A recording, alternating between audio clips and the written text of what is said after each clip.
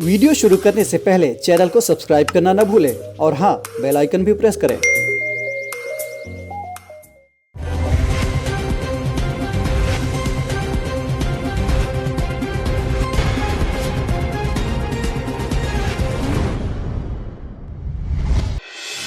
हाल ही में भारतीय प्रतिस्पर्धा आयोग यानी सीसीआई ने प्रतिस्पर्धा नियमों के उल्लंघन के आरोप में टेक दिग्गज गूगल के खिलाफ जांच के आदेश दिए हैं। दरअसल गूगल पर आरोप है कि यह भारत के टेलीविजन बाजार में एंड्रॉयड के साथ अपनी प्रमुख स्थिति का दुरुपयोग कर रहा है। सीसीआई ने प्रथम दृष्टया गूगल को दोषी पाया है, जिसके बाद इसने अपने महानिदेशक यानी डीजी को इस मामले में आगे की जांच करने का निर्देश दिया है। नमस्कार, मैं हूं केशरी पांडे और स्वागत है आप सभी का आज के डीएनएस कार्यक्रम में। डीएनएस में आज हम आपको भारतीय प्रतिस्पर्धा आयोग के बारे में बताएंगे और साथ ही समझेंगे इससे जुड़े कुछ अन्य महत्वपूर्ण पहलुओं को भी।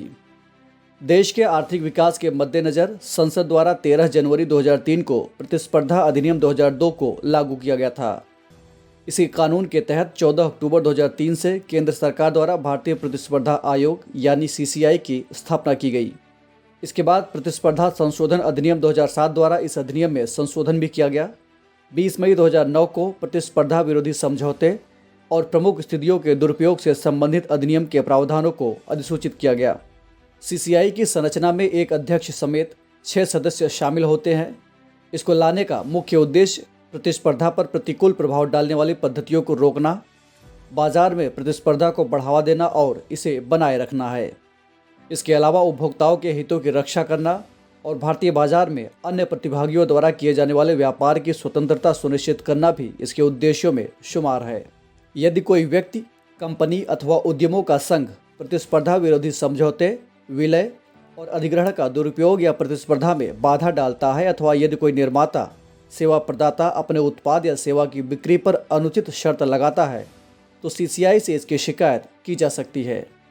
इसके अलावा कोई भी व्यक्ति, उपभोक्ता संघ अथवा व्यापार संघ प्रतिस्पर्धा विरोधी समझौते और प्रभावशाली स्थितियों के दुरुपयोग के खिलाफ भी सीसीआई से शिकायत कर सकता है। सीसीआई के कई प्रमुख कार्य हैं, जैसे कि प्रतिस्पर्धा विरोधी समझौते, एकाधिकार और ऐसे विलय अथवा अधिग्रहण जो प्रतिस्पर्धा को सीमित करते हैं या इन पर प्रतिकूल प्रभाव डालते हैं, तो इनकी जांच और नियमन सीसीआई द्वारा की जा सकती है। किसी भी कानून या सांविधिक अधिकार के तहत गठित प्राधिकरण अथवा केंद्र सरकार से प्राप्त संदर्भ के संबंध में प्रतिस्पर्धा मुद्दे पर अपनी राय देना, प्रतिस्पर्धा मुद्दों को प्रोत्साहन के साथ साथ जन जागरूकता और प्रशिक्षण प्रदान करना और आयोग के द्वारा स्वयं अपनी जानकारी अथवा ज्ञान के आधार पर जांच शुरू की जा सकती है।